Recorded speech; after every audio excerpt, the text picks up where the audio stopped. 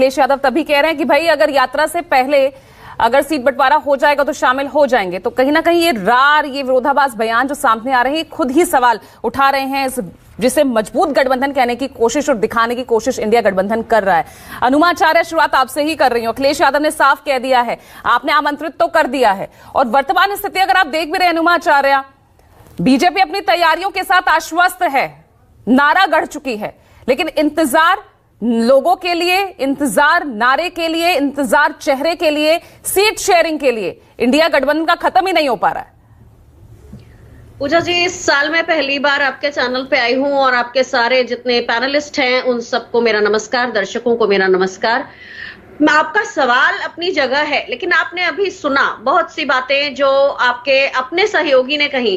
उन्होंने बताया कि दो ध्रुवों में बटा हुआ समाज है। समाज क्या, आपका परिवार दो ध्रुवों में बट चुका है। भारतीय जनता पार्टी ने इस देश में और कुछ ना किया हो, लेकिन इस देश के लोगों को दो भागों में बांट दिया है। अब आपका ये सवाल कि हम क्या कर रहे हैं, देखिए, जिनको संविधान बचाना है और जो संविधान का, लोकतंत्र का सम्मान करते हैं, वो एक साथ हैं। बार बार उनको कुरेदने से कोई फर्क नहीं पड़ेगा, क्योंकि इंडिया गठबंधन एक साथ है। हमारी जो भारत न्याय यात्रा, भारत जोड़ो न्याय यात्रा शुरू हुई है, उसका आपको पता है कि प्रियम्बल में जो है बंधुता, सौहार्द, फ्रेटर्निटी, जस्टिस, ये सारी जो बातें हैं उनको लेके ये भारत न्याय यात्रा है। कहां से शुरू हुई है वो भी देखिए।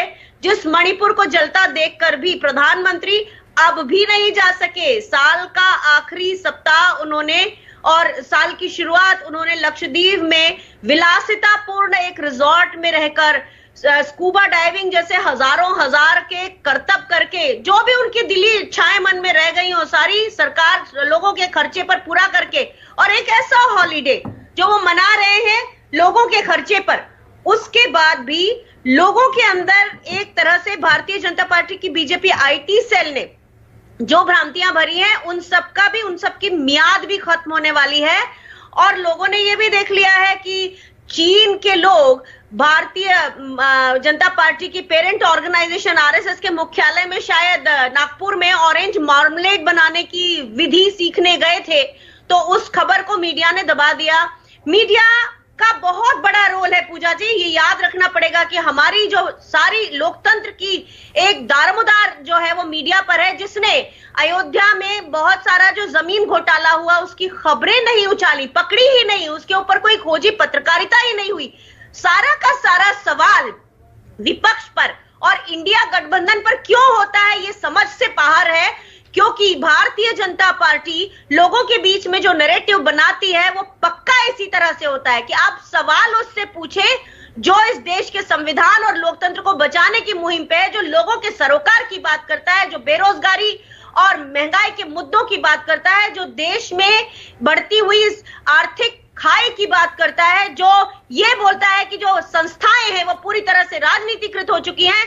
सारे सवाल उधर करने से भारतीय जनता पार्टी का नैरेटिव बढ़ाने में मदद नहीं करना चाहिए। सवाल उन पर होने चाहिए, क्योंकि आज हमारे देश में अभूतपूर्व बेरोजगारी है।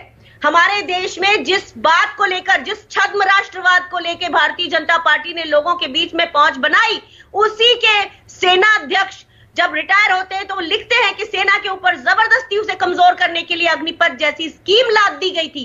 तो आज उनका झूठा हिंदुत्व, झूठा राष्ट्रवाद, इसका प्रचार हो रहा है। ताज्जुब की बात है कि उस नैरेटिव को खत्म करने के बजाय मीडिया पकड़ के विपक्ष से सवाल पूछता है कि जी आपके यहाँ क्या चल रहा है, हमारे यहाँ जो चल रहा है उसके साथ आपको आना पड़ेगा।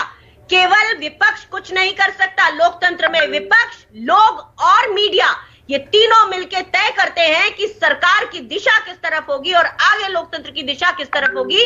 ये मेरा कहना है। और खास तौर पे मीडिया को ये मैं चुनौती देती हूं कि अगर आप लोकतंत्र में रहेंगे और आप अपनी आवाज सुनना चाहते हैं तो क्यों विपक्ष से सवाल पूछ रहे हैं? पूछिए ना सवाल सरकार से कि कहां है महंगाई, कहां है बेरोजगारी। और जिस राम मंदिर की बात कर रहे हैं वहां पर अगर सनातन की बात कर रहे हैं तो कहां है पत्नी के साथ करने वाले संस्कार जो करने चाहिए, वो कहां है? कहाँ है वो मुहूर्त जिसमें कोई पूजा होती है? रामनवमी के दिन क्यों नहीं हो रही है? लेकिन अनुमा जी, अगर विपक्ष, अगर मीडिया भी अगर आपसे सवाल पूछ रहा है तो इसको भी आपको अपनी सफलता के तौर पर लेना चाहिए कि आपने इतनी मजबूती से अपने आप को खड़ा किया है। 2014-2019 की तस्वीर भी नजर आई थी ना, जहां विपक्ष कहीं नजर नहीं आ रहा था। आप कम से कम इस चुनाव को 2 ध्रुवीय बनाने में कामयाब तो आपने किया ना, एक मजबूती के साथ एक विपक्ष तो सामने आया।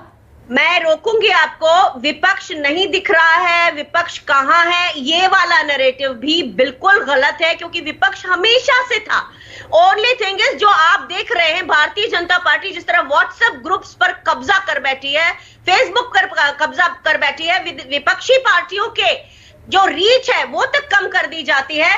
मतलब हर संस्था, चाहे वो सोशल मीडिया हो, OTT प्लेटफॉर्म्स के सारे चैनल्स हो, जो भी कुछ हो, वहां पर भारतीय जनता पार्टी ने अपना एक वर्चस्व, चाहे वो उसे हम दबंगई कहेंगे, वो कायम किया है इस देश में भारतीय जनता पार्टी। ठीक है, देखिए वो आपका नजरिया हो सकता है, लेकिन देखिए यहां पर अगर आप अपने विपक्ष को मजबूती के साथ आप खड़ा दिखाने की कोशिश कर रहे हैं तो कहीं ना कहीं उसी मजबूती पर सवाल आपके ही तो अपने दल उठा रहे हैं ना। अखिलेश यादव क्यों कह रहे हैं कि यात्रा में हम तभी जाएंगे जब सीट शेयरिंग पर बात हो जाएगी? उन्होंने साफ साफ कह दिया।